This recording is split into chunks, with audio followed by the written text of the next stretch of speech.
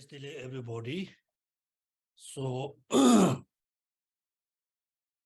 thank you so much for attending the class. Actually, today many people, I think, attend the Dana offering at the Centex City. Today, I can see there are only 13 people attend the class.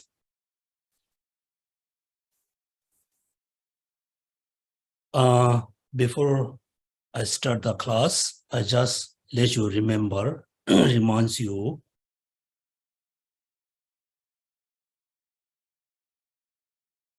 we have been studying Dharma for, I think, quite long time, many years. Then every day, we need to ask question yourself, why I'm studying Dharma? Why I study Dharma? If you ask the question yourself, the answer also must come from your heart. If you ask question yourself, why I do study Dharma, the answer must be, I want to study Dharma. I have been studying Dharma for many years because I don't want suffering at all. I always want happiness. That means study Dharma is only two reasons: eliminating suffering, achieving the ultimate everlasting happiness. Then the second question you should ask, how I can eliminate suffering, how I can achieve ultimate happiness through studying Dharma. How I can achieve the ultimate happiness through studying Dharma. Why I cannot eliminate suffering through study English, math, science, arts, any other field. Why I cannot achieve ultimate happiness through studying in the same way like math, science, arts, poem, any other field, is the question you ask again. Then the answer must be, no matter how deep and vast the study, like English, math, science, commerce, whatever, like a knowledge or study there, all of them don't have the answer, don't have the methods how to eliminate the suffering and the cause of suffering, how to achieve happiness.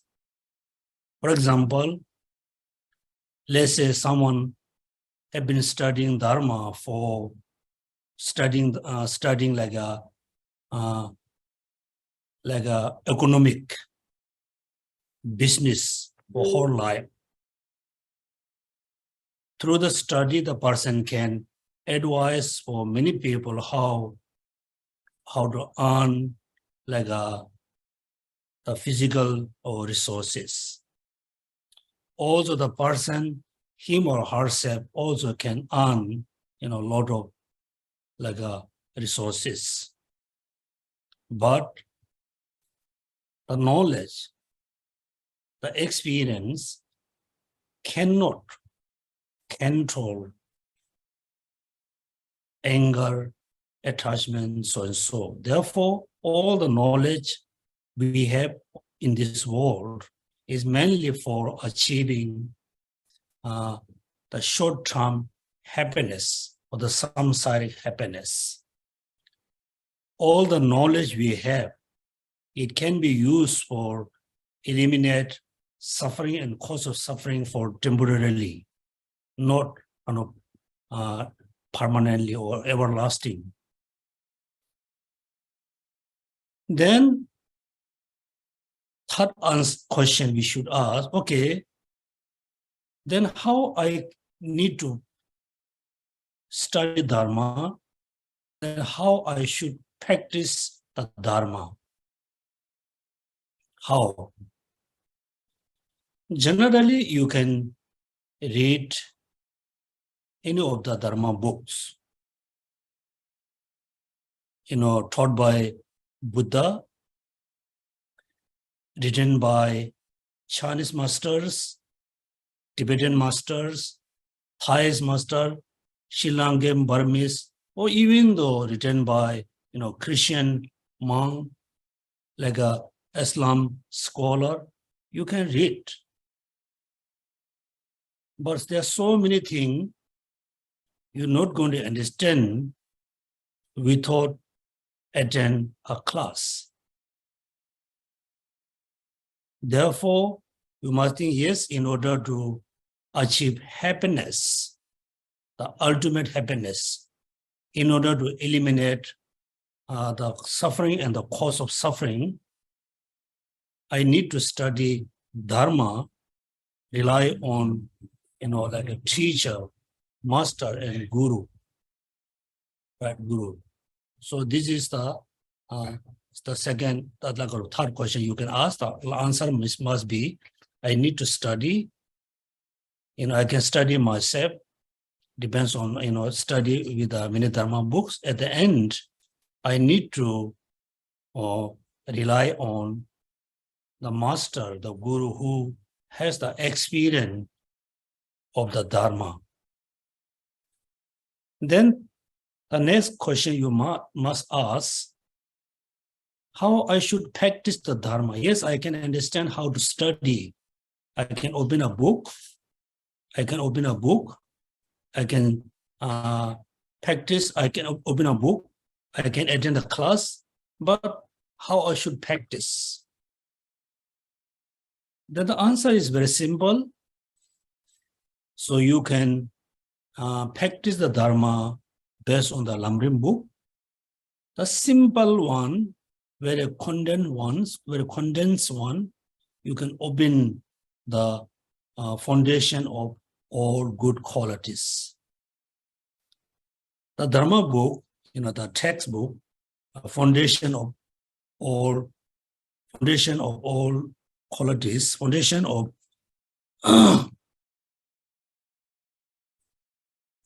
of all good qualities, written by Lama Tsongkhapa, is also, very condensed Lamrim. Let's say within one day, how we should practice Dharma.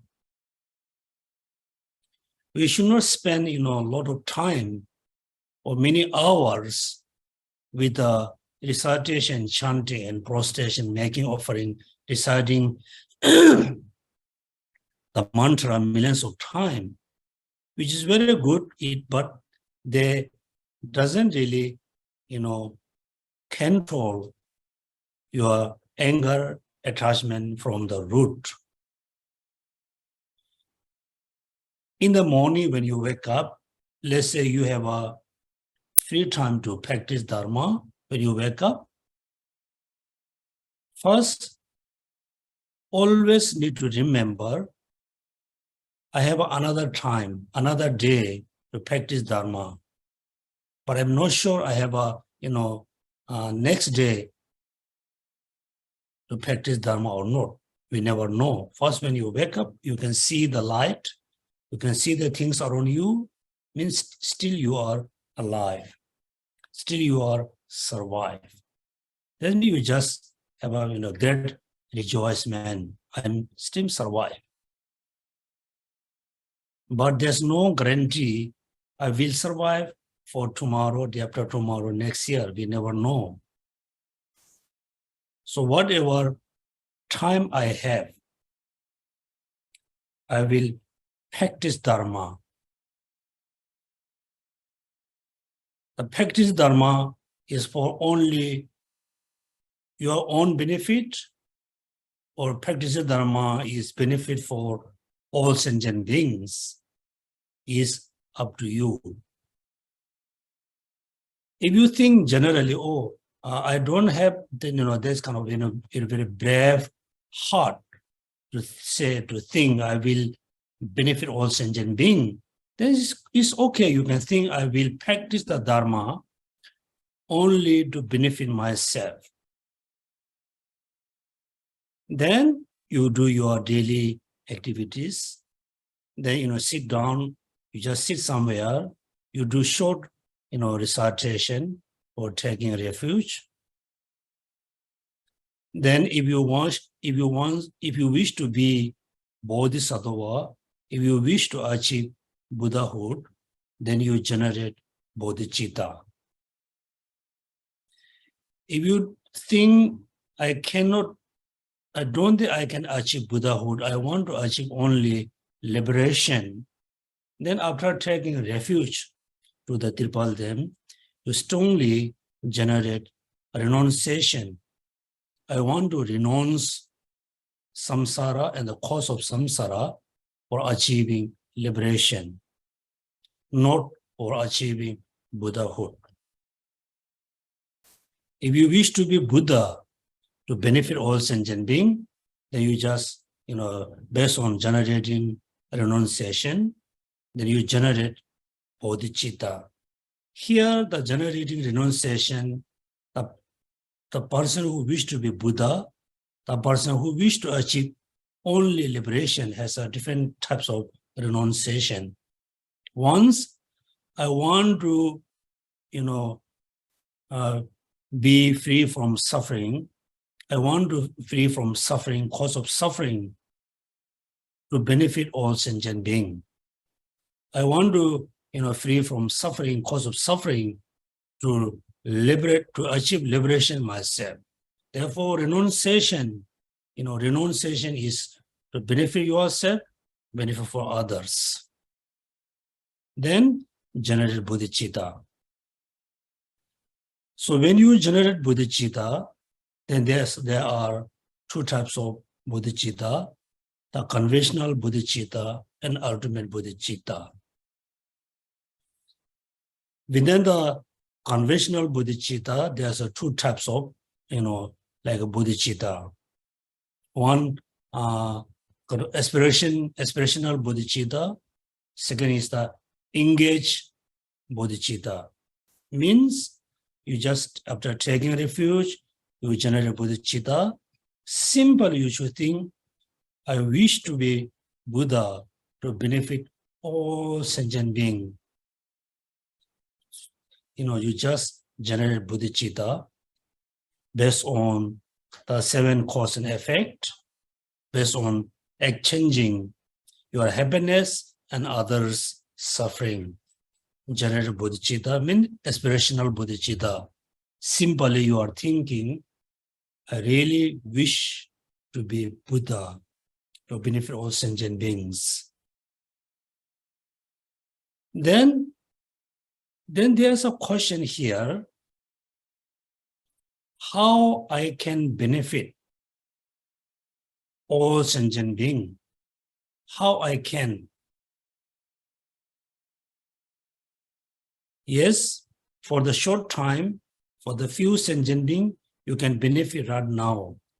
Someone is very hungry, you can give a food. Someone is very cold, you can give a clothes. Thirsty, water, sick, medicine, making some contribution here, there. But you cannot really benefit all sentient beings, even though we cannot benefit all human beings. Therefore, yes, in order to benefit all sentient beings, all human beings, I have to be Buddha.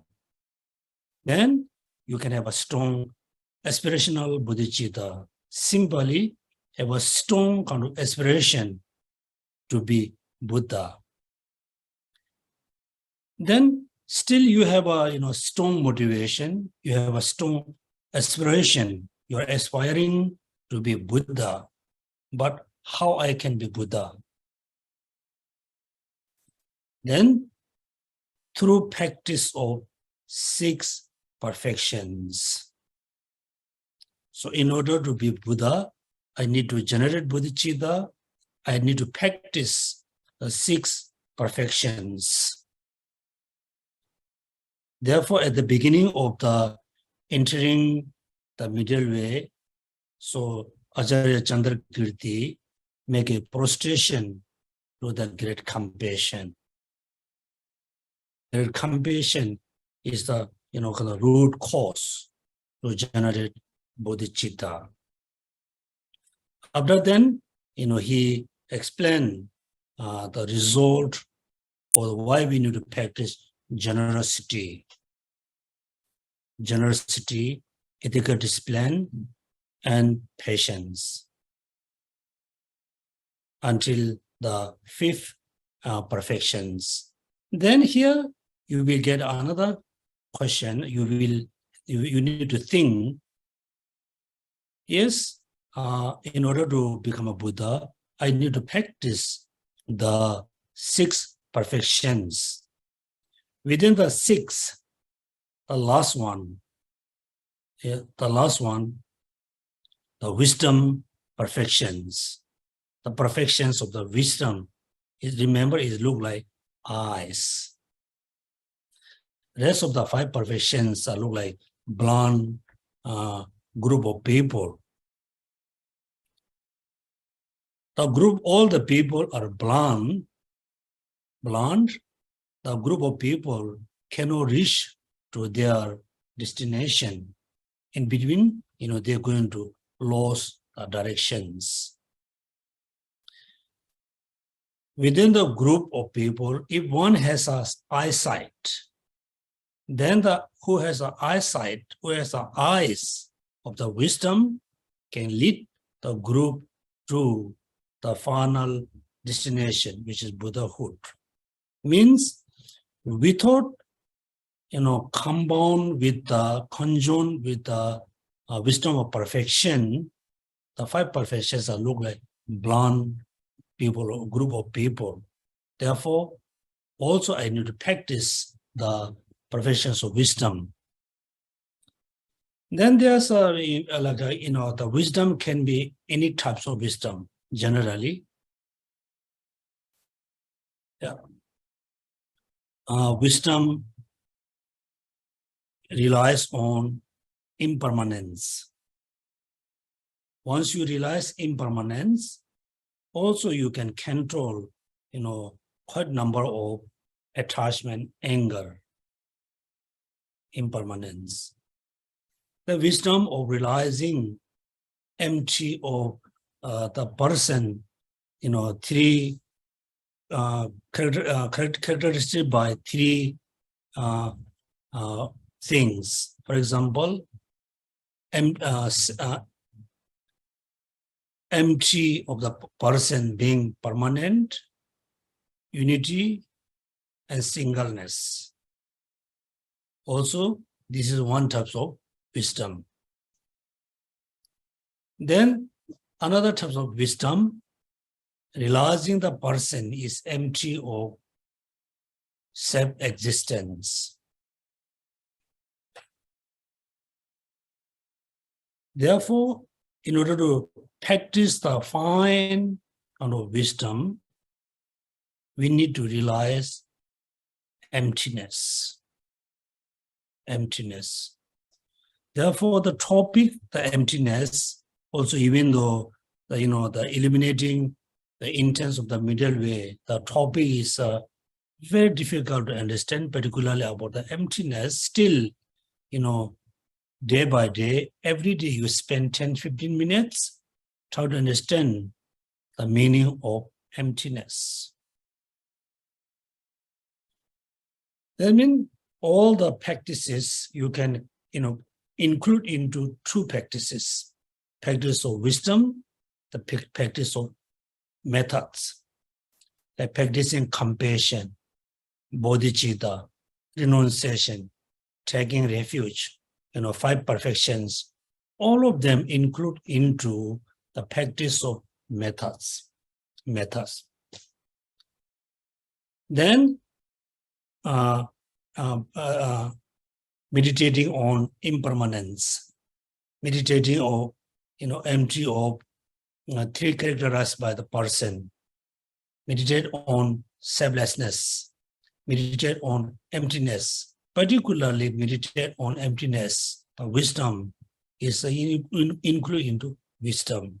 Therefore, we should not practice the wisdom method separately. We need to practice, together, unanimously.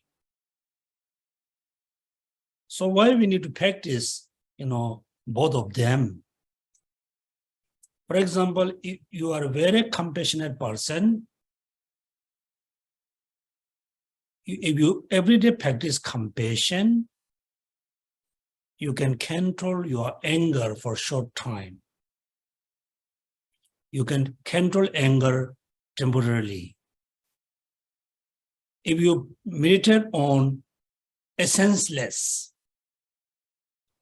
detachment, then you can control attachment for short time, temporarily. So in order to control all the negative thoughts, include attachment, anger, hatred, everything, you need to control ignorance.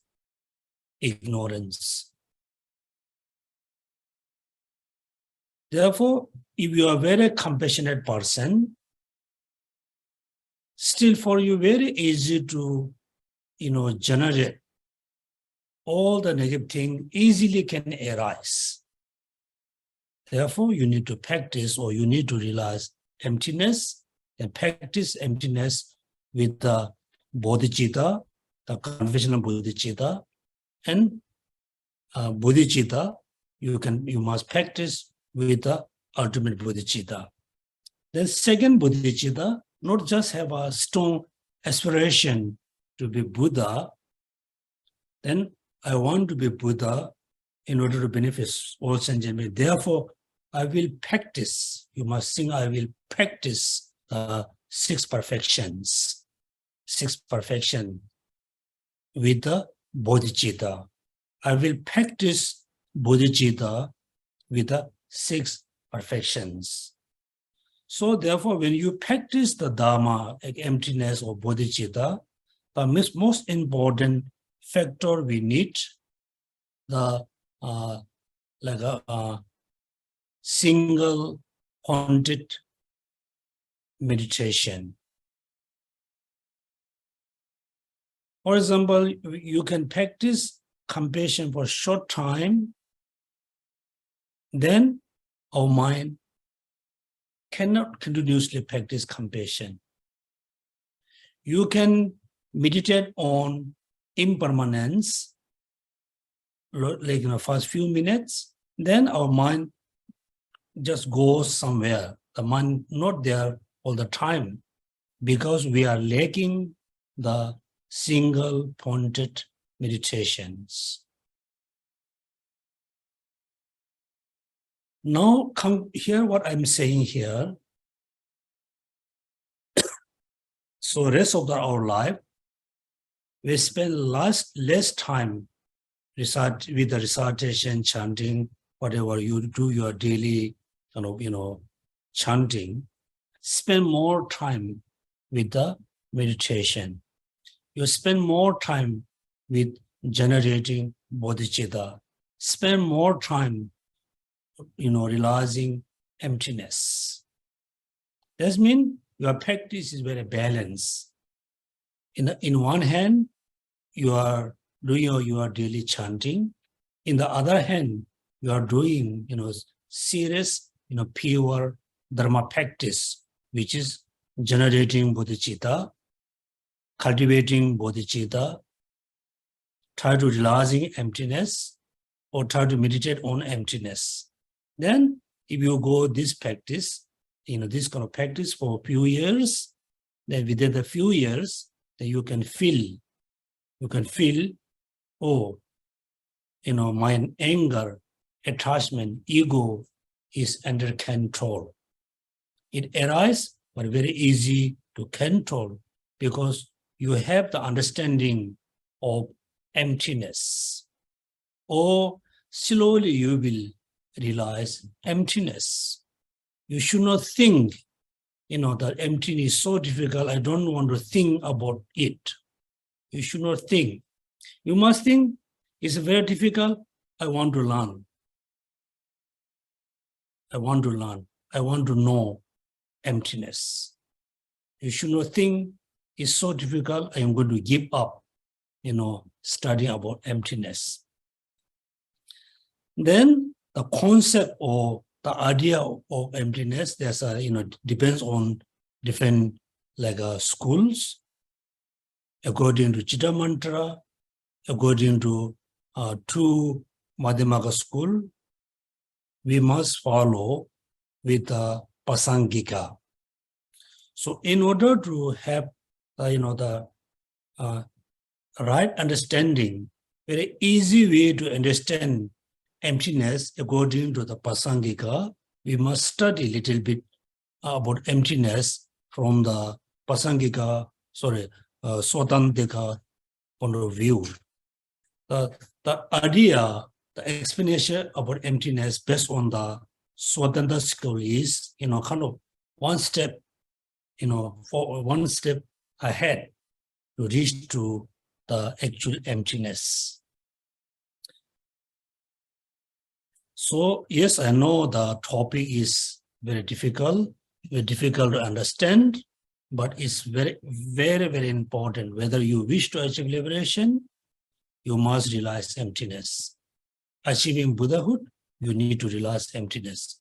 Particularly if you do, a higher Tantrayana practice, then emptiness must be there. Without having kind of understanding of emptiness, then all the sadhana is just only chanting. Only chanting.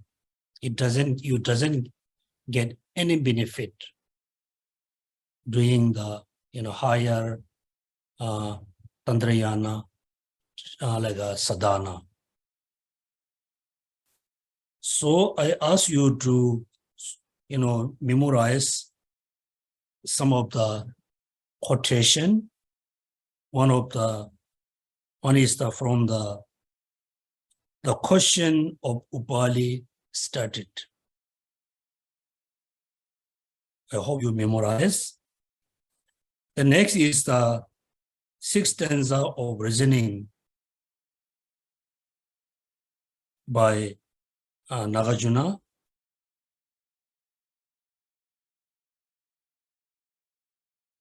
So I go through once more with all the quotation by quickly, just let you remember. Page number 181. The flowers with their open petals that delight so many minds. The spring gold mission, resplendent and attractive. None of this has character. They are posited through the power of conceptions. Through conceptualization, the world is inputted. So when you recite this verse, you just imagine in your mind, there's a beautiful, like a house. There's a beautiful, attractive flower. You just imagine the beautiful flower, the beautiful house. made of gold, diamond, whatever. Then none of them has the character. For example, you can see the beautiful flower around your house, maybe in your house. The flower is there because of many causes and conditions. It doesn't have a creator. The cause and condition is the creator.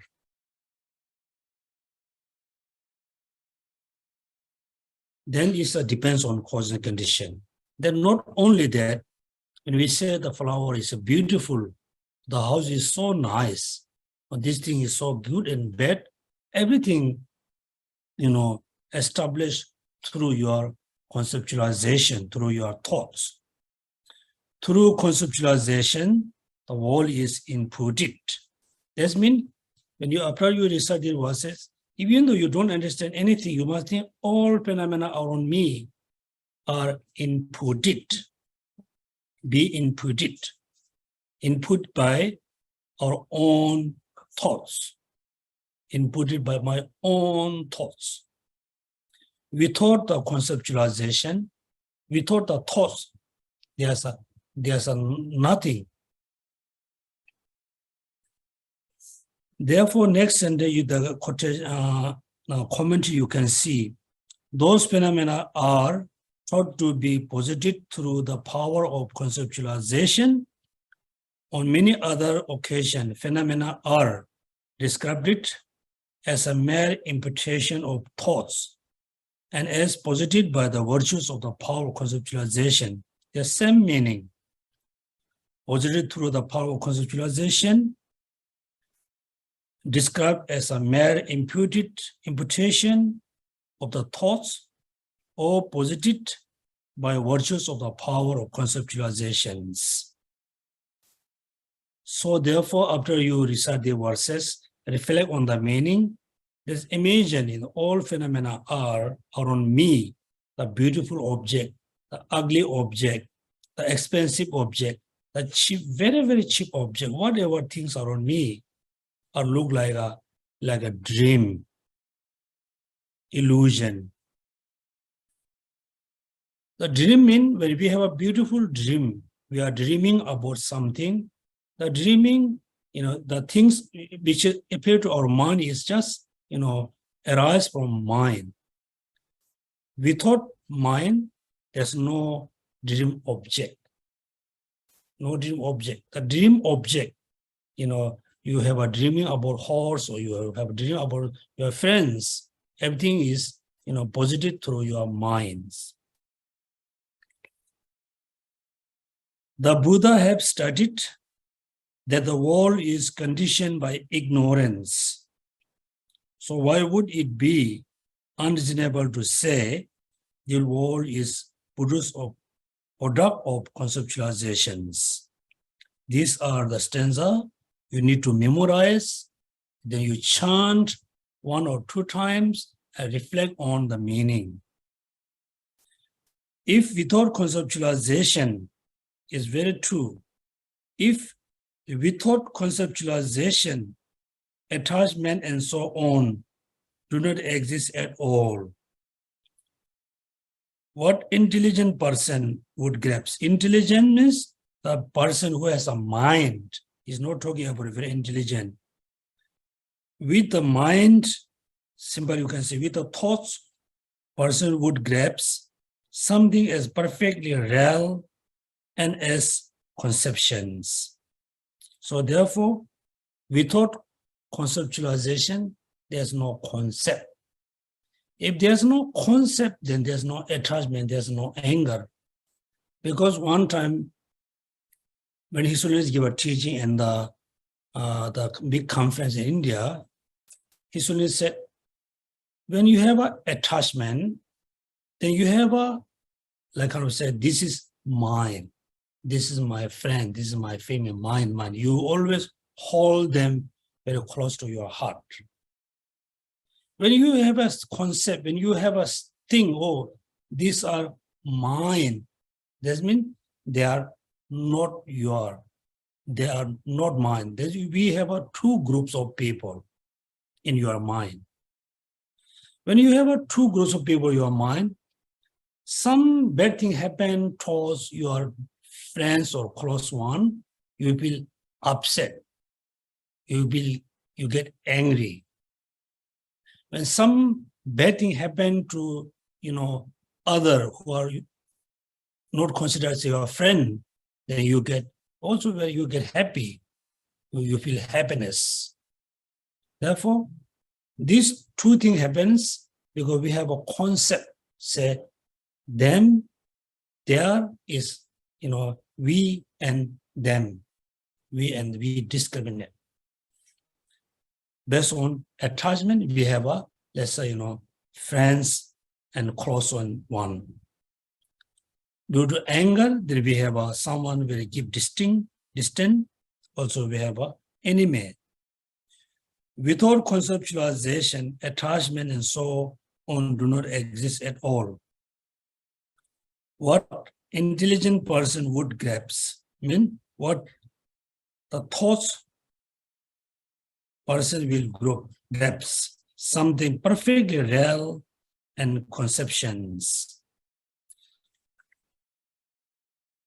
Then there's a quotation. It is commentary to one reads. Those things that exist only because of the presence of conceptualization and have no exist when there is no conceptions, or without doubt, like a snake conceived upon a coil rope, definitely not established in their own rights. That means whatever things around us, you just not just believe. You need to realize everything look like, input it as a snake on the coil rope. Right? So without you analyze, when you see the colorful rope on the ground, these days there's a lot of like fake snake, fake fruits, fake bread. When you see them, when you're very hungry, when you see the fake bread, like fake banana, apple, you want to eat. You want to eat. Then when you feel I want to eat the banana, then you have an ignorance about the banana, the apple.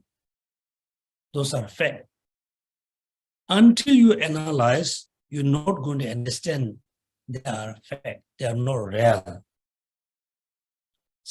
Likewise, when you see, in the conventional level, when you see beautiful object, then you have an attachment. The attachment can be controlled, can be under control when you realize the object of attachment is not real. Not real doesn't mean apple is not apple. The human beings are not human beings. So not real means for us, when you see the beautiful object, we can see the beautiful object is beautiful object from the objective side, right? We forget it's based on your own conception, based on your own idea. Perfectly real means something exists in its own right. Therefore, nothing can be exist in its own rights. And conceptualization arises in relation to it. The statement in the commentary about how attachment and so on are like imputation of snake upon the rope merely present them as example. The statement, in fact, shows how all phenomena are posited by conceptualization, just like a snake conceived on the basis of the rope. And therefore, without reading a lot of pages, first you think about the coil rope, how to appear as a snake, how to appear as a snake to you. when the coil rope appears to you as a snake, you feel scared. You feel scared, right? Then, that moment, you really believe there's a real snake. Then, when you analyze, when you come, go closer to the snake, or you snake, then you realize there's no snake at all. You analyze, top of the rope, middle of the rope, ending of the rope, all parts of the rope, you analyze, there's no snake. There's no snake. Now we put into the actual, our daily experience. When you get angry, you are angry, you are getting angry towards someone. Sometimes we get angry towards environment, food, house, weather. Angry can be, aroused towards anything. Let's say you are very angry with your neighbors. When you get angry, you think, there's a independent person is there. Independent neighbor is there. So you are angrying, you are getting angry towards the independent neighbor. After you get angry, then you just think, whom I'm really getting angry at the person. When you analyze about the person, then there are 5 aggregates. None of the 5 aggregates are the person. The consciousness is not person. The form is not person. The feeling is not the person. The consciousness is not the neighbor. Without them, the neighbor won't be there. When you realize the neighbor is merely designated, the neighbor is merely imputed phenomena. Designated by whom? Designated by you. Inputted by whom? Inputted by you. That means the person is there because your conceptualization. That means there's no such as, actual independent neighbor is not there. Then, immediately the anger going to be under control. The external concept on the basis of the rope. For instance, so this is actually, we already read few times. Then there's a quotation from the Precious Garland as well. The individual is not the earth or the water. He is not the fire or wind, nor space. He is not the consciousness. So if he is not all this, where then is the individual apart from this? Here, I think you need to know what he was talking about. He says like 6 elements, right? 5 elements, then consciousness, and then the space. Generally, normally, average people, they never think. They don't think how the person exists. They never, have a thoughts how the beings, how the person exists. Now here we do, short analysis. First, you do analysis based on you, based on me. You can say me. You are saying me. Let's say I'm, such and such as. For me, so I am Yonten, right? So, Yonten is there, me is there, but me cannot be there without the 6 elements, right? 6 elements. Without your own 6 elements, you cannot be there. So you do, like we say, scan, all parts of your body, from the head to your tip, your leg, from your leg all the way to your head. When you scan all parts of your body, you cannot find any parts of you cannot find you from any parts of the body, the physical body, the head, the brain, the nose, tongue, chest, hands, legs, whatever, any parts. You cannot find you are among any parts of the body. Am I right? You are not the form. The feeling is same.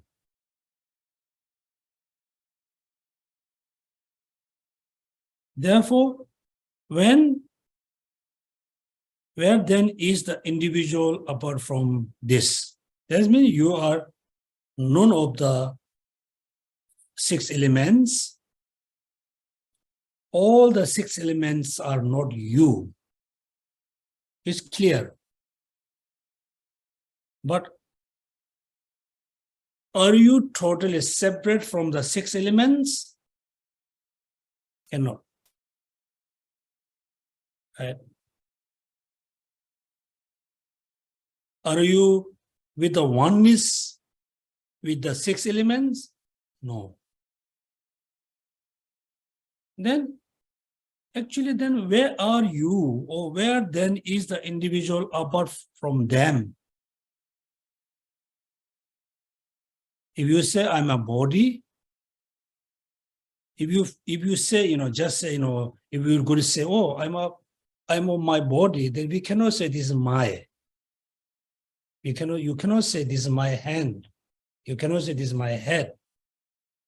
When you say my head, mean you possess the head.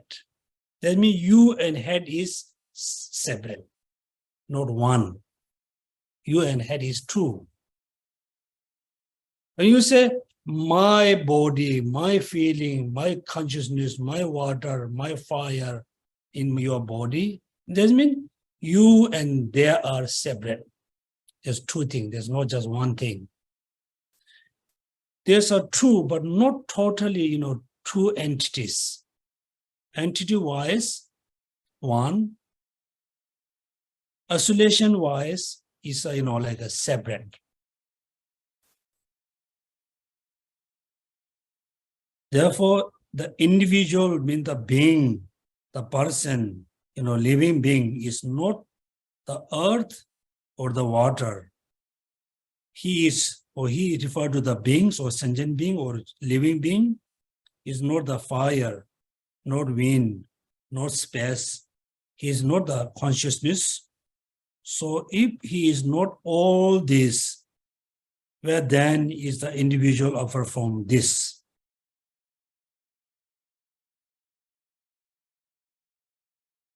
Though those are very important quotation.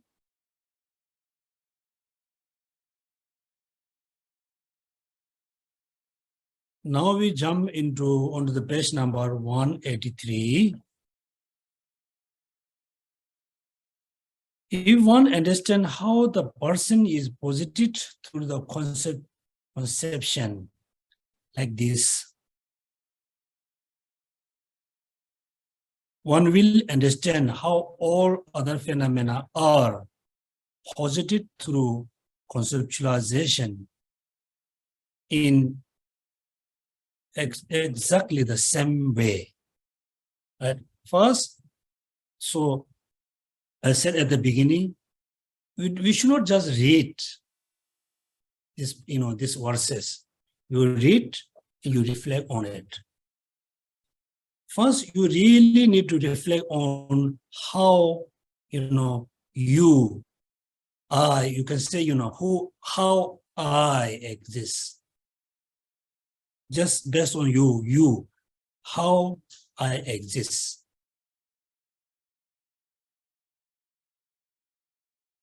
I exist, I can be function based on the 6 elements. Man, you are very much depends on the 6 elements. You are very much depends on the 5 aggregates. You are depending on them. That means you are depending on them. Then now you have 2 things, right? Me and my 6 elements. Me and my 5 aggregates. Now you need to analyze, am I oneness with the water? Am I be a water? Is the water is me? Your own elements. Then you cannot say, I'm a water. I'm a be water. Water is me. You cannot say that. You have a heat in your body. The warmness is not you. You cannot be the warmness. You have a consciousness. You have a mind. You are not the mind. The mind is not you. Then finally you can think, you have a big question, then who I am, where I am, how I exist. I mean, I'm merely depend on the 6 elements or 5 aggregates. I'm not them. They are not me. Without them, I cannot exist. Me is merely designated. I merely inputted, phenomena based on the 5 or 6 elements, based on the 5 aggregates, inputted. So when you say inputted, you really need to be, you must have a very strong conviction. I, me, is merely designated phenomena based on the 6 elements, based on the 5 aggregates. Then you're going to realize I am merely, existent phenomena. I am merely imputed phenomena. Then as me, as I, the rest of the phenomena are same. Same thing. The house, the car, the position, the thing, whatever, everything is merely only imputed phenomena, depend on many causes condition. Therefore, what Buddha said here, what you have discerned with respect to the self like me or me or I, you must extend the thought to everything. Right? You must extend the idea with everything. And it's the noble condensed perfection of wisdom. It say, just as with the self, understand all sentient beings. When you understand you merely inputted phenomena, the rest of the sentient beings also inputted phenomena. Just as with the sentient beings, understand all phenomena. Right? So, therefore, how you should try to understand emptiness of the person, the emptiness of all sentient beings, the emptiness of the all phenomena. Precious Garland to say this clearly in the following: since the person is composite of the 6 elements, it has no absolute existence. And likewise, since each of the elements is in turn composite, they too have no absolute existence. Simply, you can say, I'm not absolutely exist because I depend on the 6 elements. The 6 elements also not absolutely existent because they depend on their own person in like a barrier. They too have no absolute existence. These are the quotation, so you need to remember. Now we just turn into page number 185.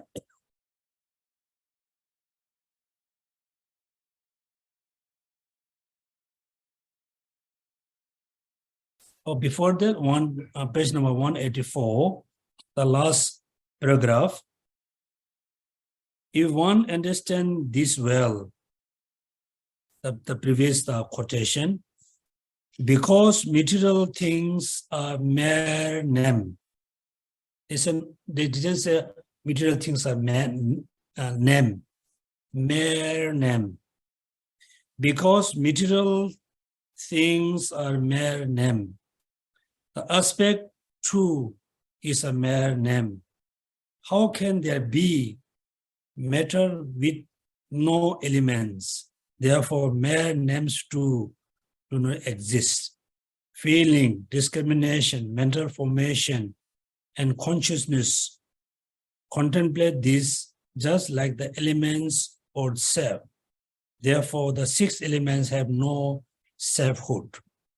Apart from being designated by conventions, how could there be within reality? Is either existent or non-existent.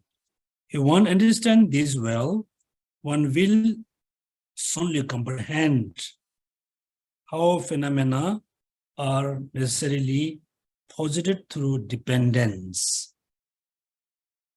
Number 1, how phenomena are necessarily posited through dependence, right? So all phenomena must be there, must be established, must be posited through depends on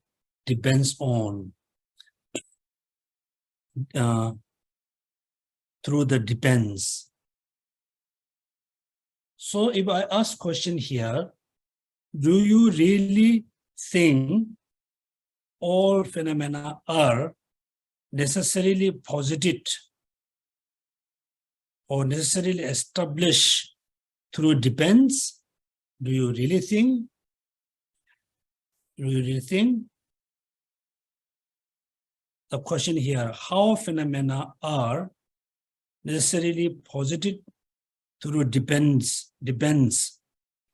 So do you think all phenomena, any kinds of phenomena, good or bad or Buddha or sentient being, all phenomena established or posited or exist through depends? Correct, right? Very correct. We thought depends on something, they are nothing, right? They are nothing. So if you really think any kinds of phenomena can be there, can be posited, can be established, depends, through dependence, mean the opposite is what? The opposite is all phenomena are empty or not dependent.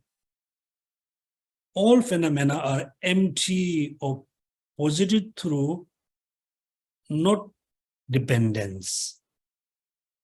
Right? Second, how by the every virtues of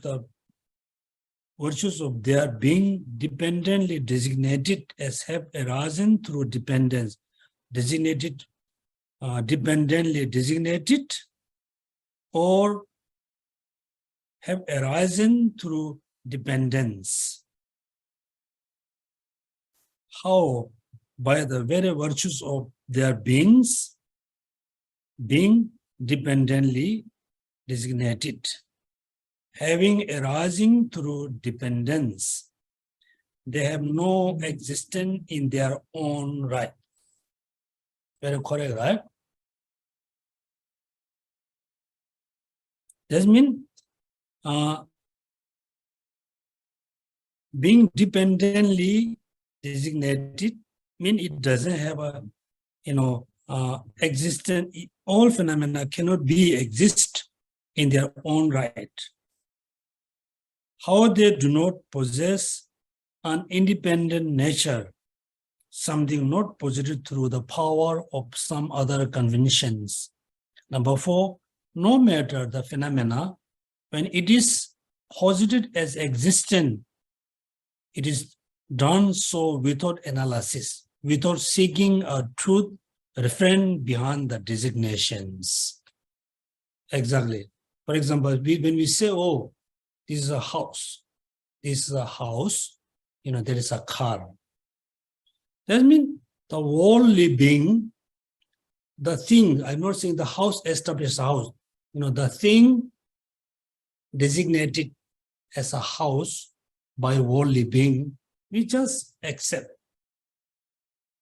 We should not say why this is house. What's the refrain behind being a house? There's no any reason. Therefore, what Nagarjuna said, I'm not arguing with the worldly being. A worldly being arguing with me. That means whatever worldly being accept, I also accept. But what is this? It's a table. I'm not saying this is not table. The worldly being said this is a table. I also agree with them. This is a laptop. Yes, I also agree with them. That means I accept whatever worldly being, accept. I'm not arguing with them. But the worldly beings argue with me. How? I said, Nagarjuna, for example, Nagarjuna was saying, I said, nothing exists independently. Therefore, worldly beings are not happy. They are arguing with me. They are not ready to accept my idea. I fully, agree with your idea. What is this? This house. Oh, yeah, this house. What is this? It's a book. Yes, this is a book. I'm not arguing with you. But you are debating with me. You are arguing with me.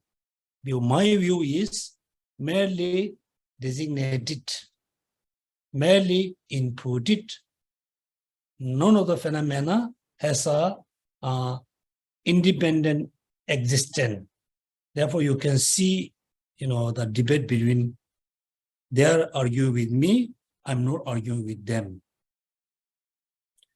No matter the phenomena, when it is posited as existent, is done so without analysis. Nobody analyzed before, impute, say this is a house, right? House, laptop, mobile, pen, pencil. Like, for example, 100 years ago, there's no laptop. 100 years ago, there's no mobile phone. Then many people, many company, many people, things put together is work as a phone, there's a mobile phone. Therefore, whole, world going to agree, accept it's a phone. Nobody say, why this is phone? Nobody argue about the phone. So until now, since start the classes, I'm telling you two things. Once, studying Dharma, you must study as an important matter. Studying Dharma is for eliminating suffering and the cause of suffering. Studying Dharma is for achieving everlasting happiness, either liberation or Buddhahood. So how we should practice Dharma? And I said it depends on person. Someone just wish to achieve liberation, take refuge to the triple gem from your heart, generate renunciation, then realize emptiness, practice emptiness with the renunciation with the emptiness, you're going to achieve liberation. You're going to be free from suffering because you're going to free from the cause of suffering, which is ignorance, attachment, anger. Second, if you wish to be Buddha, then take refuge to the triple gem, cultivate a renunciation, renounce for achieving Buddhahood, to benefit all sentient beings. After cultivating renunciation, then you generate bodhicitta either through the 7 cause and effect or through exchanging 7 others. Right?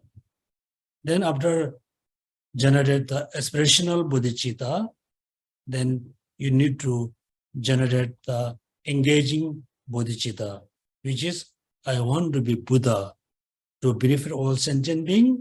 Therefore, I want to practice the 6 perfections, not only 5, 6 perfections. Within the 6, the last in the perfections of wisdom is the most important. With the perfection of the wisdom, all your daily practice, study can be caused to achieve Buddhahood. Without practicing, without realizing emptiness, all our daily, good deeds, practice, recitation, chanting, whatever, everything can be caused to achieve samsaric happiness, samsaric well-being. Therefore, we need to practice 6 perfection, particularly we need to practice the perfection of the wisdom. Therefore, we must have the wisdom. The wisdom has a different many levels, gross, subtle, very subtle, then profound, very profound, deep, profound. Finally, we need to realize emptiness. How we should realize emptiness? Then it is memorize those verses and chant few times, then reflect on the meaning. Should not point it your finger outward, you point inward. How I exist, where I am, who am I? That means I, me, are merely inputted phenomena based on the 6 elements, based on the 5 aggregates. Therefore, first you try to realize emptiness of I and me. Then when you have a really good understanding of emptiness of the self, of me, of person, then same idea you apply with the all sentient beings. Then the same idea you can apply with the all phenomena. That means you need to realize emptiness. When we try to realize emptiness, then there's a great confusion we have. So we will confuse the inputted phenomena and the ultimate phenomena. We totally mix. We're going to mix up the 2 things: the inputted, like a person, then the independent person. Independent person and inputted person, we mix together. Therefore, when you negate, when you deny the independent person, then you're going to negate the merely inputted person. When you try to establish the merely inputted person, at the same time, you're going to establish the independent person. Therefore, we must have a clear idea between the inputted person, the independent person. Independent person and the inputted person. We must have a very clear idea about these 2. Therefore, at the beginning of the Vasangika says here, grasping at 2 existence, then the contrary apprehension. Grasping at things as existent as described above, not posited by the power of convention, such as the name alone, constitute innate grasping at the thing as Number one, true, ultimate, absolute existence, existence by virtues of an essential nature, existence through the intrinsic characteristics, intrinsic existence. Those are synonymous. Exists ultimately, exists truly, exists absolutely, exists by virtues of unessential nature, existence through the intrinsic characteristic, intrinsic existence, they are same thing. So first, what is the kind of definition, the meaning of the true existence? Grasping at things as existent as described above. Which one?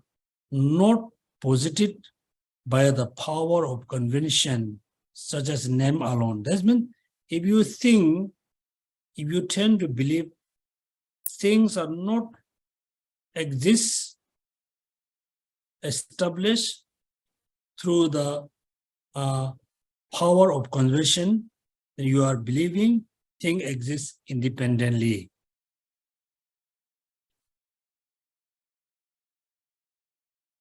It is the case here as well as that one need to be cognized of there being true sense of the term ultimate.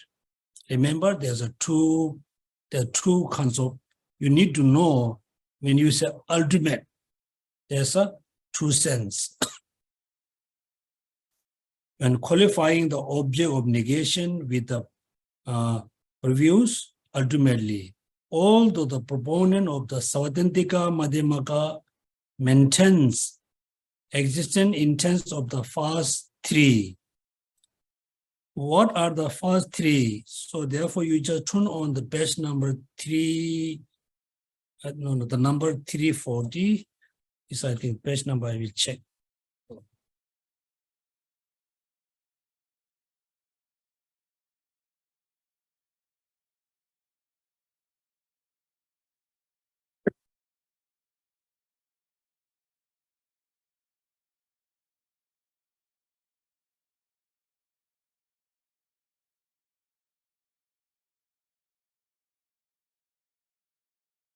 Page number 616. The notes, page number 616.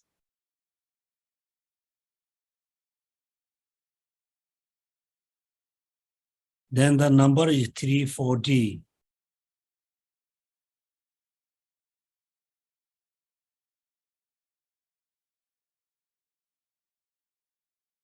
Object of negation is understood in the context of understanding emptiness,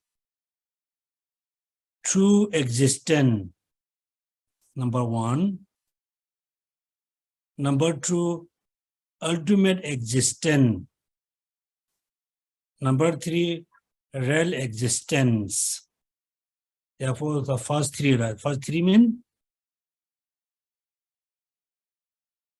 true existence, ultimate existence, real existence.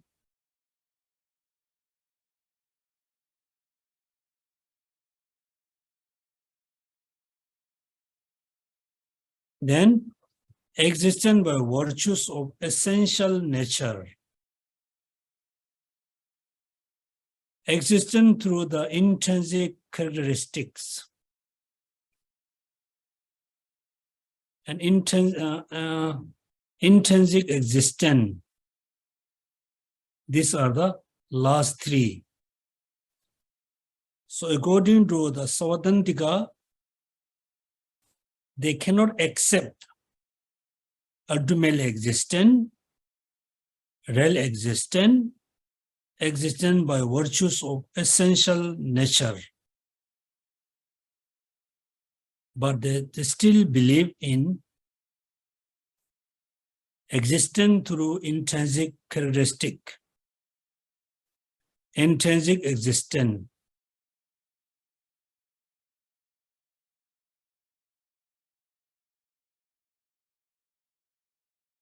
Then, although existent in terms of any of these six remain untouchable for Pasangika, Madhyamaka, who reject them all. So according to the Swatantika school, they reject first three, still they, believe in the last three. Pasangika reject all of them. There's been different kind of, like a sham, but the meaning is exactly same according to Pasangika. Then, now just jump into the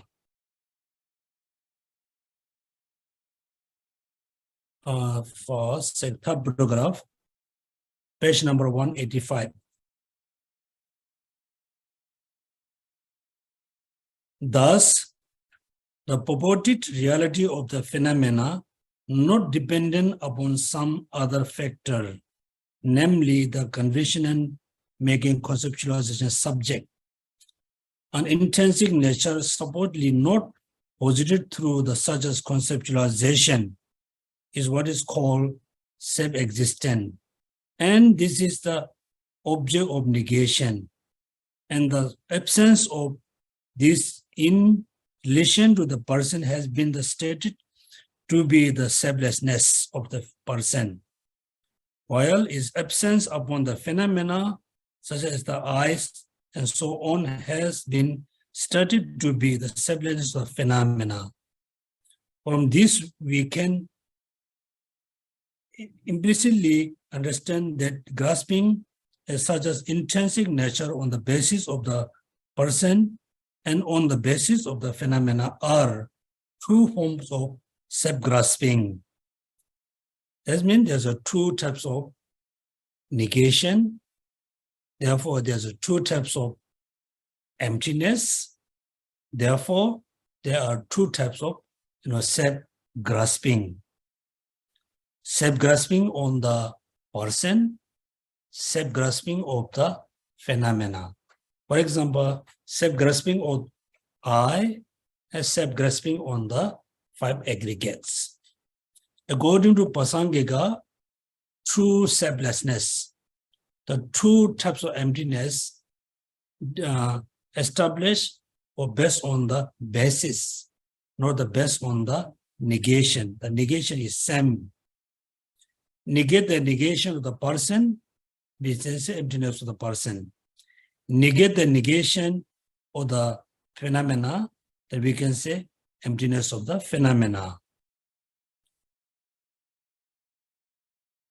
Just simply, you just think there's two types of selflessness, two types of emptiness, the two types of grasping. Because there's a generally being the rest of the phenomena.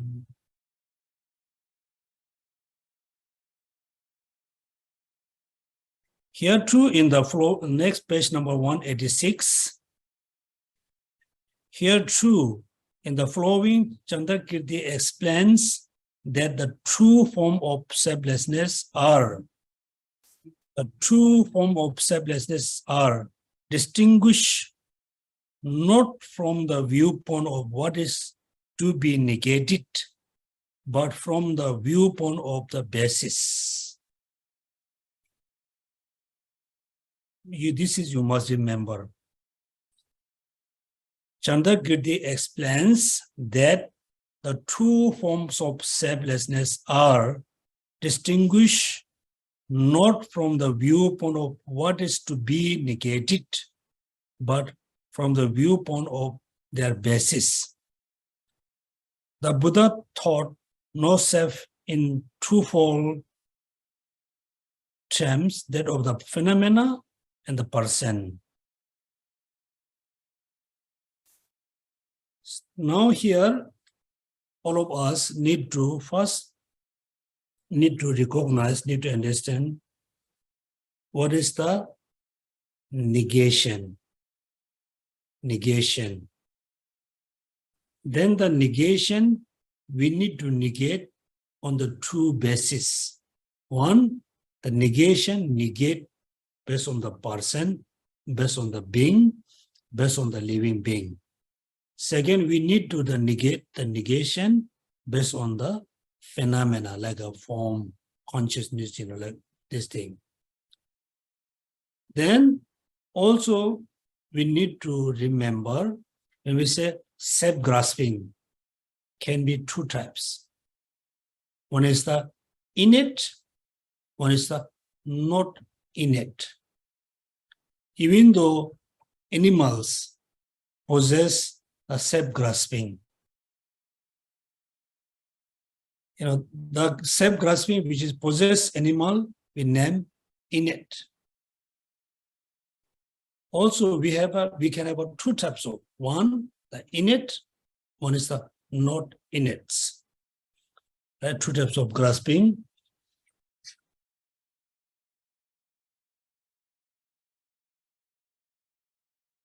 With regard to innate identity view of the grasping as self-existent, since the root text of entering the middle way reject the aggregates as its object of focus. Furthermore, in the commentary, the self that dependently designated is said to be its object of focus. We should take the mere I or the mere person as the focal objective, giving rest to the thoughts. I am to be the object of identity view. As for its aspect, the commentary says. Now, also, is simple. I think many people have a simple kind of, simply have a confusion. In a one hand, we talk selflessness, there's no self. On the other hand, we thought the self is the object of the self-grasping. In a one we talking about there's no self, also we believe in the self. What is the differences between saying there's no self? Also we say the self is the focus or object of self-grasping. When it's come later, but no worry, it's come the next time. When we say the self is the object of self-grasping, if we are talking about the merely inputted person, is the object of self-grasping. Sometimes when you see there's no self, mean saying there's no independent self. That means I am exists. The independent I is no exists. Therefore, there's no independent I. There's no independent self. But on the other hand, there are merely inputted I is there. So you should not confuse this true self. One is the object of self-grasping. One is the negation of the emptiness of the self. So this I let you think about. So what are the differences between the I? One we're going to reject, one we establish. There's two types of, two kinds of meaning of self. One is the negation of the emptiness of the self. One is the basis of the self-grasping, object of self-grasping. Okay, so next, page number 170, 72, 73, 74, 5. I give you 172. Yeah, 172, 73, 74, 75, 76. Please, everybody read the 3 pages. 71 till end of the 76.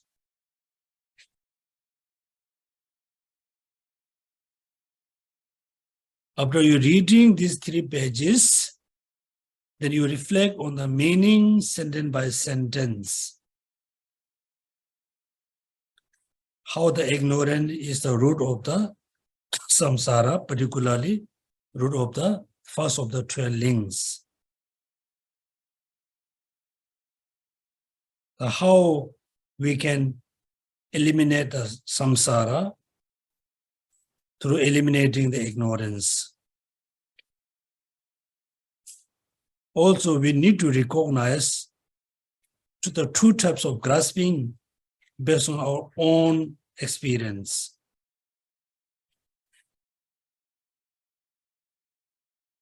Then next, then we will, the next class we study like 3 pages. Then we move to the no arising from the 4 tha.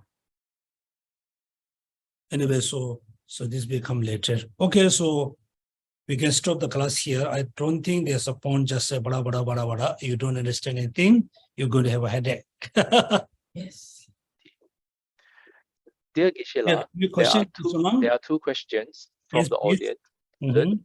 Number 1, Geshe Lama, grateful for your teaching of the wisdom of dependent origination.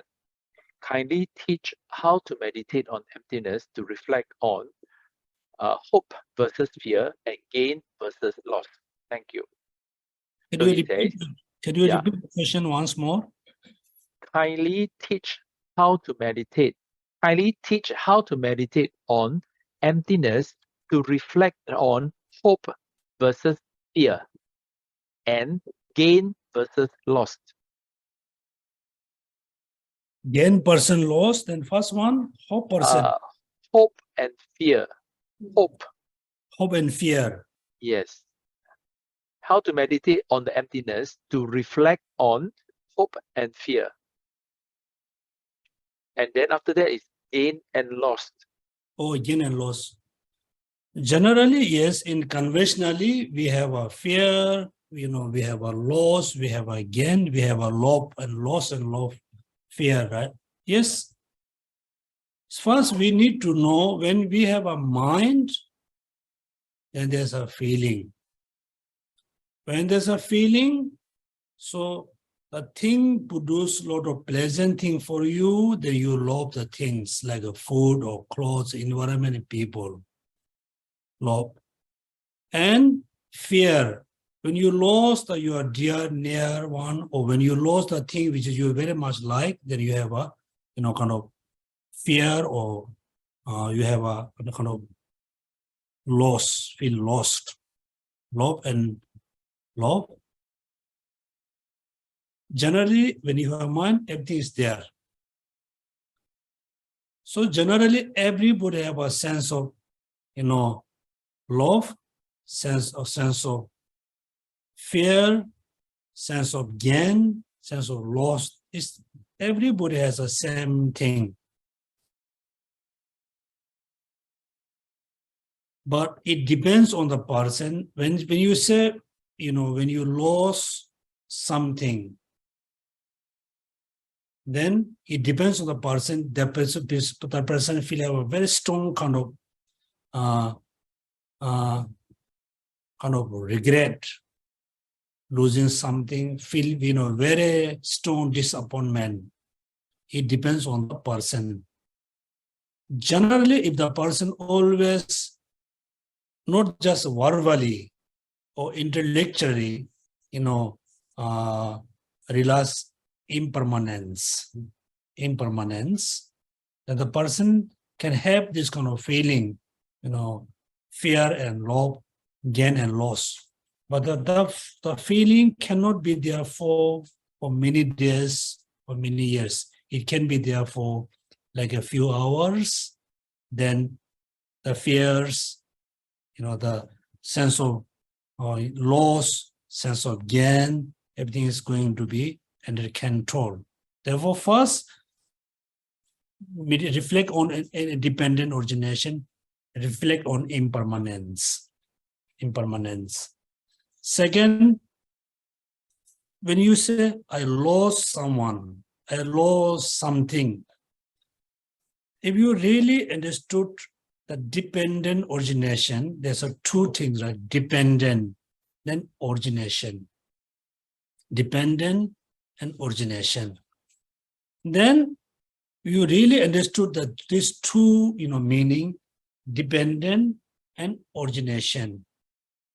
Then when you lost something, you don't really feel, I really lost big thing. Because you recognize dependent. The second, you fully understood the meaning of originations. So dependent origination, just not just one word. You need to divide into two words, dependent and origination. So let's say loss doesn't mean I lost something which is independent. Independent things there. I lost something which is I inputted. I must have inputted. That means dependent on conception. Then origination, that second meaning. Origination means, again, whatever things there is there because of, depends on many causes, conditions. Therefore, based on reflecting on dependent origination, you can have a sense of love, sense of fear. The love and fear cannot be that solid in your mind for many days or many years. If you don't understand first impermanence, second dependent origination, then the sense of love, sense of fear, sense of gain, sense of loss, be kind of quite remain with you for many days, many years. For example, whether you feel, like a love or not, whether you fear about or not, all phenomena possess the same nature. The nature is emptiness. Whether you feel loss or gain, loss doesn't mean you lost forever. You lost for maybe depart or make a separation, you can say loss. So therefore, what Buddha said, among the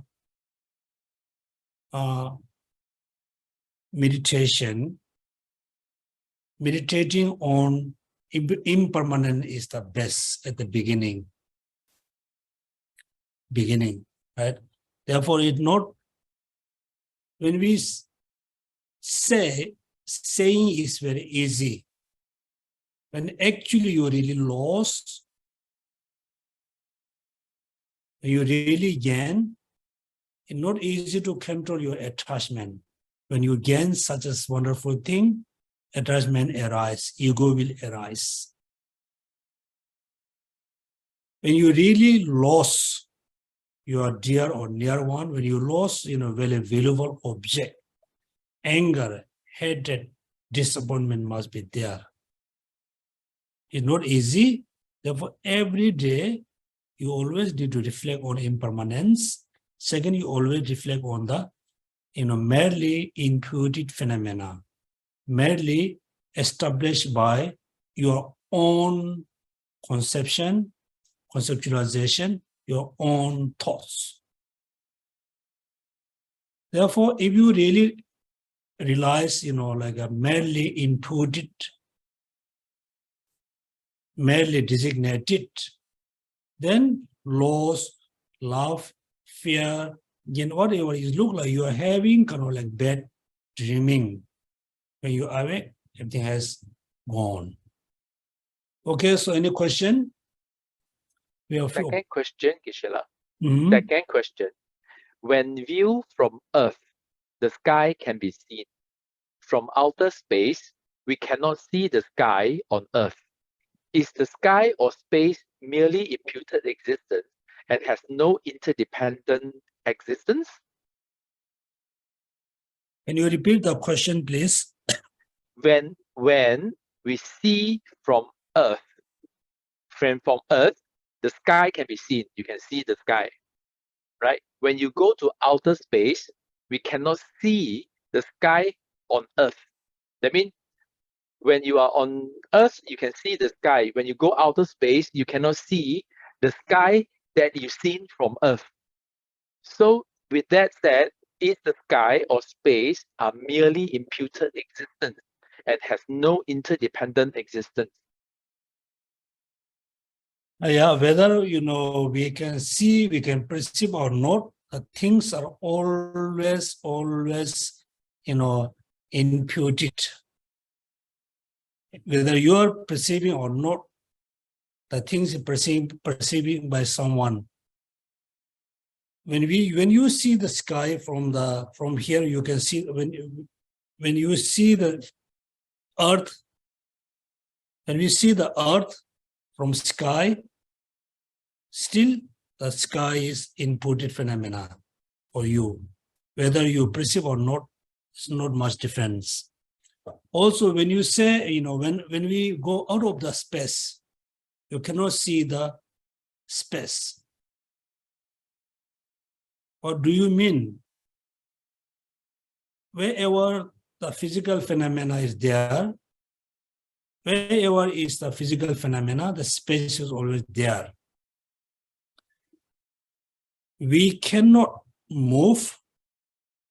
Nothing can be exist without space.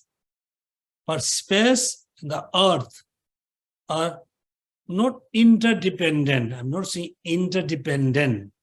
The earth is dependent origination. The space is dependent origination. Many people use all phenomena are interdependent. We should not say interdependent. We can say all phenomena dependently exist. All phenomena dependent origination.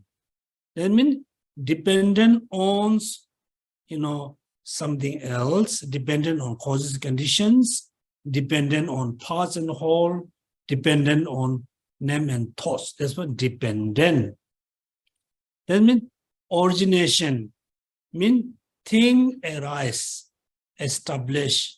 This means it has a function, mean originations. For example, these two books are dependent origination. But these two books are not interdependent. This book is not dependent on this book. This book is not dependent on this book. Therefore, two books are dependent origination. We should not say interdependent. There's no interdependent between, space and earth.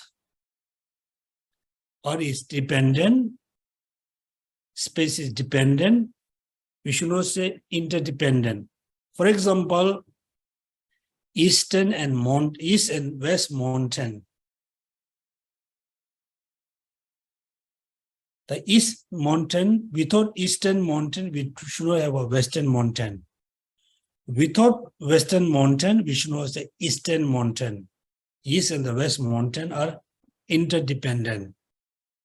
But Eastern mountain not arising depend on the West mountain. The Western mountain not establish or not arise from the Western, but they interdependently establish. That means dependent, interdependent has a different meaning. Many people say, all phenomena are interdependence. We should not say. We should say all phenomena are, dependent, not interdependent. Yeah, okay, so this is the answer for you. I'm also not so clear about the question. Is there any question, Sonam? No. So far, there's no further question from the online student? Is there a question from the students in the center? Yeah. In TBC, is there a question? Yeah. Just now in the beginning, you are saying that you encourage to do more meditation, and especially meditate on emptiness. This is more the contemplations, understand, analytical of emptiness. Then you are saying that do less chanting or even higher tantric, right? If you do a lot of higher tantric and then the sadhana is just another chanting. A little bit confused in the sense like if, okay, maybe I may be wrong here, that without tantric practice, there is no enlightenment. You cannot gain it. So it's very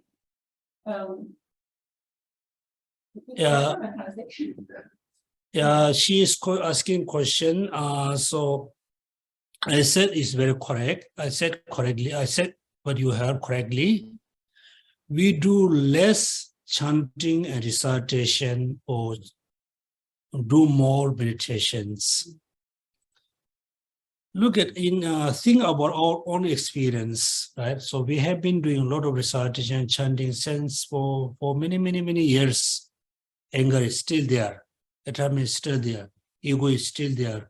All the suffering is still there. That means this is a very kind of obvious evidence. Recitation and chantings, doing this chanting is very good. Only we spend a lot of time with the chanting recitation, you cannot have a lot of transformations. In order to transform our life, in order to control our negative thoughts, in order to really develop your compassion, kindness, tolerance, we need to do meditations.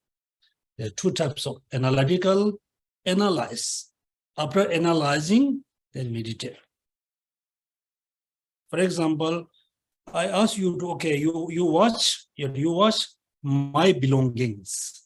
There's a many, bag around there. I just ask, can you please watch my bag?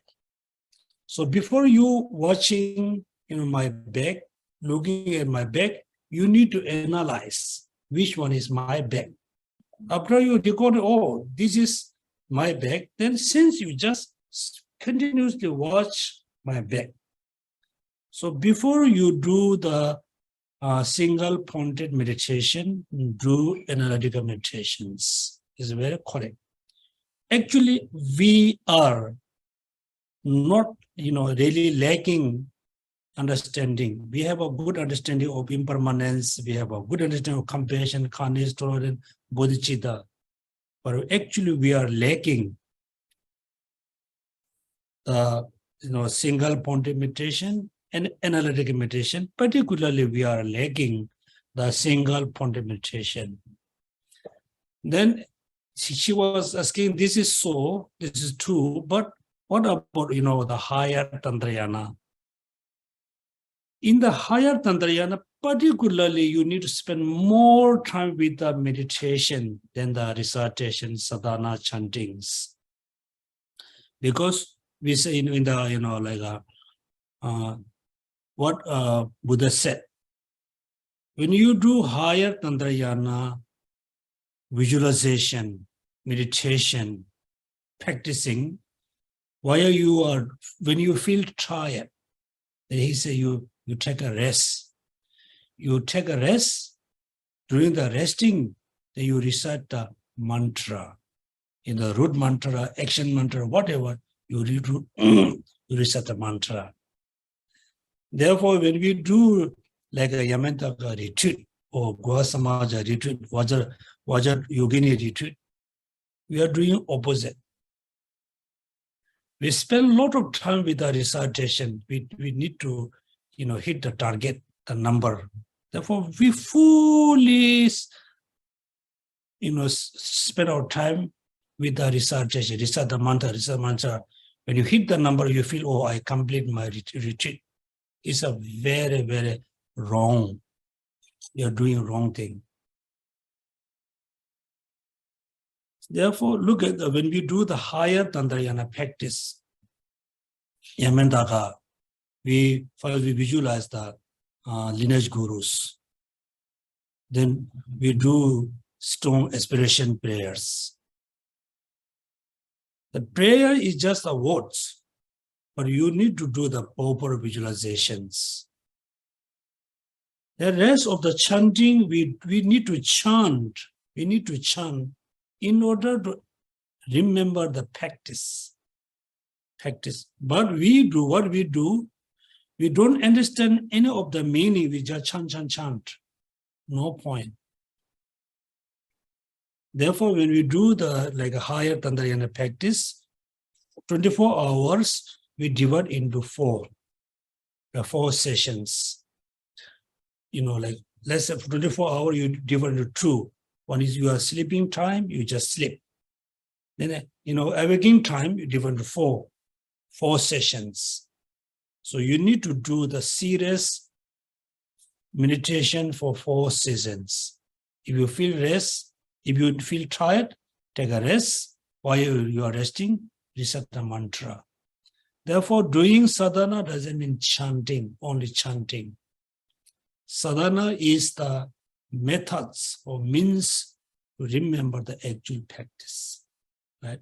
Therefore, whether you are, higher Tantrayana, lower Tantrayana, Sudarayana practice, we must spend more time with the meditation, analytical and single pointed.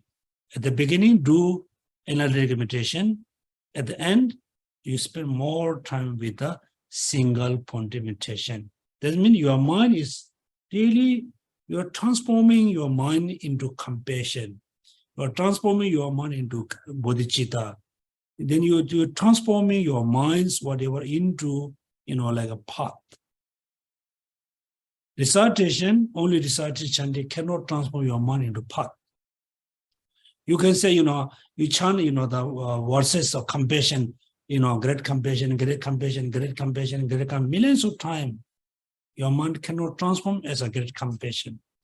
Instead of chanting, you just sit in somewhere, be quietly, really try to transform your mind into compassion. Really try to cultivate, mean not just visualizing, just cultivate renunciation. Just sit and, sit quietly, really just generate renunciation instead of chanting. Yeah. So in another word, country is still necessary in order to gain enlightenment. The last question she's asking is, we thought higher Tantrayana or Tantrayana, can we gain enlightenment or not? Can we become a Buddha or not? Here, I think we need to distinguish the two traditions, Theravada and the Mahayana tradition. According to Theravada tradition, no need to practice the Vajrayana in order to achieve Arhat state, in order to achieve Buddha. You can be Buddha through practice of only Theravada practice. According to the Mahayana, yes, you need to practice Mahayana path, mainly renunciation, bodhicitta, emptiness, plus, you need to add the higher Tantrayana practice. So we Mahayana people believe without higher Tantrayana practice, you cannot achieve Buddhahood. But then how about those Chinese, the Chinese side? They are bodhicitta, emptiness, renunciation, but they never talk about Tantrayana. Yeah, so it depends on the person, it's up to them. Actually, so now we just, we don't talk about the tradition, Theravada tradition, Mahayana tradition, or Chinese tradition. We need to think that the real one, actual one. Compassion, bodhicitta, can control your anger, attachment. Realizing emptiness can eliminate your ignorance. It's true. if you practice compassion with the emptiness of bodhicitta, you can eliminate the root of the samsara and the root of the samsara and samsara. You can eliminate. For example, if you use very powerful chemical, you can clean your house. You can clean anything, right? So realizing emptiness is look like very powerful chemical. You can clean. After cleaning your house, what you going to, let's say, you go to set up. You clean the house. Just clean is not enough. You must have something in your house which is very beautiful. So whether you like Theravada point of view, only the Sutra Mahayana point of view, based on the Theravada, based on the Sutra Mahayana, how you can have the Buddha's body, how you can achieve the Rupakaya, how? So I said, this body cannot be transformed as a Rupakaya. It's made of flesh and bones and this thing. It cannot. Therefore, here you can see the one thing very important. According to Theravada tradition, when Buddha Shakyamuni took into parinirvana, then he's no more. No more. Because in the Theravada teaching, there's no any teaching how we can achieve the Rupakaya. Only the Sutra Mahayana teaching, there's no any particular teaching how we can achieve the Rupakaya, the Buddha's body. Don't have. Therefore, we must have a teaching, we must need methods or means how achieve the Rupakaya. So today we don't have a Rupakaya. Tomorrow morning, Rupakaya cannot be happen, kind of instantly. It takes time.